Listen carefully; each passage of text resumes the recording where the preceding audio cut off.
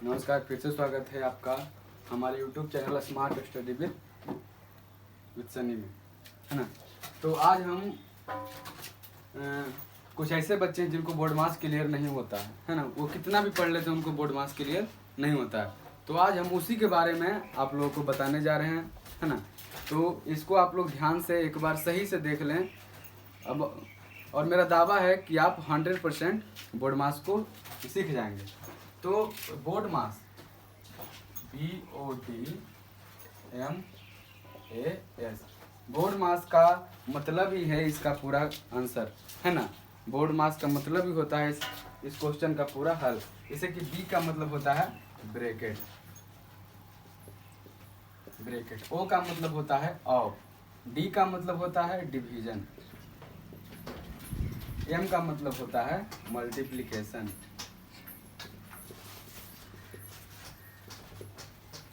A का मतलब होता है एडिशन और S का मतलब होता है सब्ट्रैक्शन।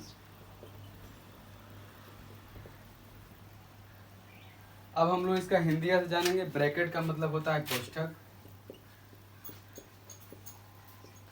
ऑफ का मतलब होता है का, डिवीजन का मतलब होता है भाग, मल्टीप्लिकेशन का मतलब होता है गुना और एडिशन का मतलब होता है जोड़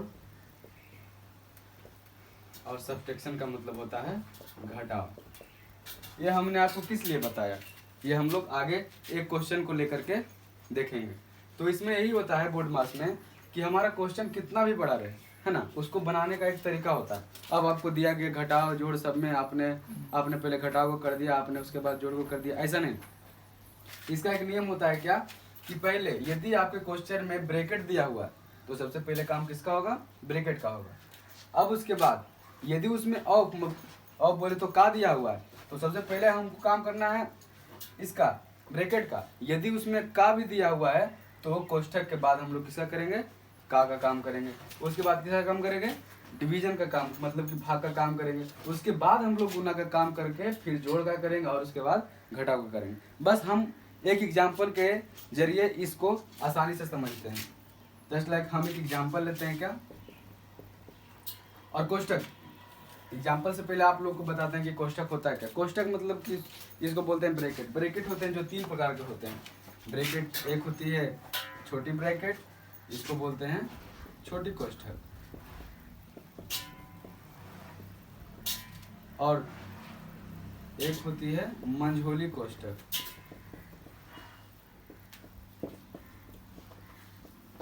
और एक होती है बड़ी कोष्ठक।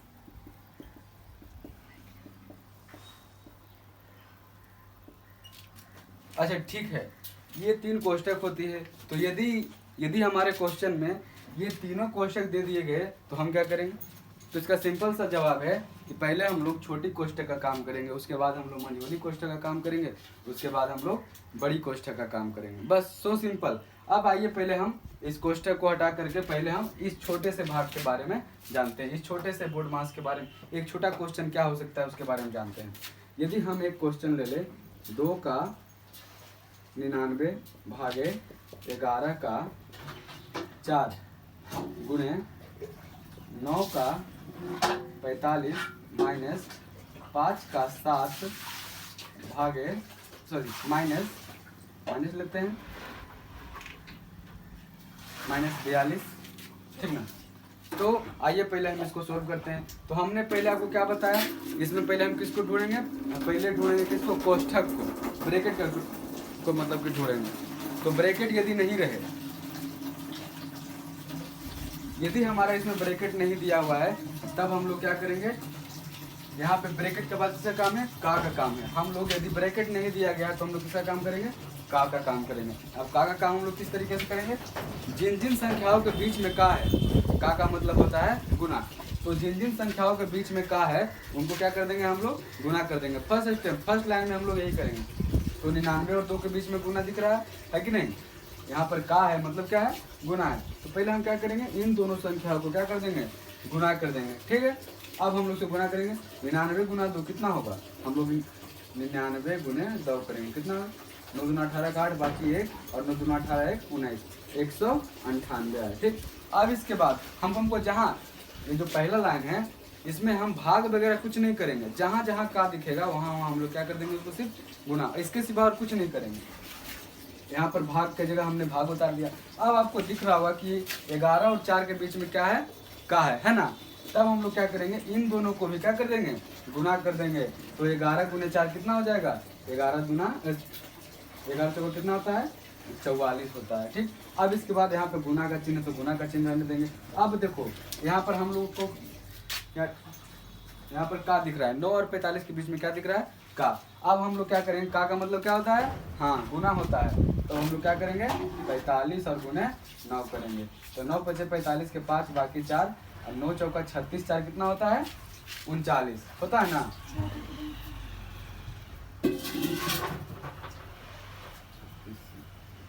40 होता है, सॉरी 40 होता है, 405। अब उसके बाद हम लोग क्या करेंगे, फिर से हमको यहाँ पर फिर से हमने माइनस का चिन्ह दे दिया। अब हमको फिर से का दिख रहा है दो संख्याओं के बीच, तो 7 और 5 के बीच में क्या दिख रहा है, हमको का दिख रहा है। तो हम लोग क्या करेंगे, इसको गुना कर देंगे, 7 पचे 35 और फिर जो लिखा हुआ संख्या उसको हम लोग लिखते हुए चले जाएंगे। हमने ये पहले स्टेप में बस एक ही का काम किया, वो क्या है, का सिर्फ काम किया। अब हम लोग काम करेंगे किसका, अब हम लोग काम करेंगे भाग का। यहाँ पर क्या है, पहला में का करना है, पहले तो ब्रैकेट था, तो ब्रैकेट तो हमारे क्वेश्चन में था ही नहीं, तो ब्रैकेट को मतलब कि हटाइए। अब यहाँ पर क्या है, का है। अब हम लोग क्या करेंगे, सॉरी का तो मैंने कर लिया, अब डिवीजन बोले तो भाग का करेंगे। तो हमको यहाँ भाग किन संख्याओं के बीच में दिख रहा है, उसको हम पहले क्या कर देंगे, भाग दे देंगे। यहाँ पर हमको इन्हीं दोनों संख्याओं के बीच में क्या दिख रहा है, भाग दिख रहा है। तब हम लोग क्या कर देंगे, इसको भाग कर देंगे। अब 2 इसको 44 भागे 198, 44 भागे 198, ये कितने बार का लगेगा,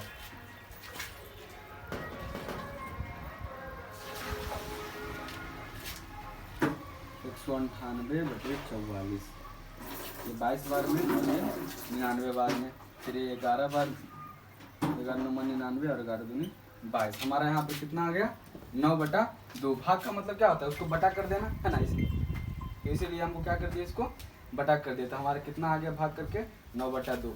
अब हम लोग सिर्फ भाग का ही करेंगे, उसके बाद हम पूरे लाइन को उसी तरह से लिखते हुए चले जाएंगे।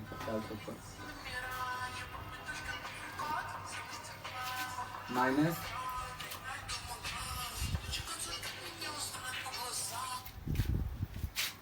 अब इसके बाद 405 माइनस 35 और माइनस 42।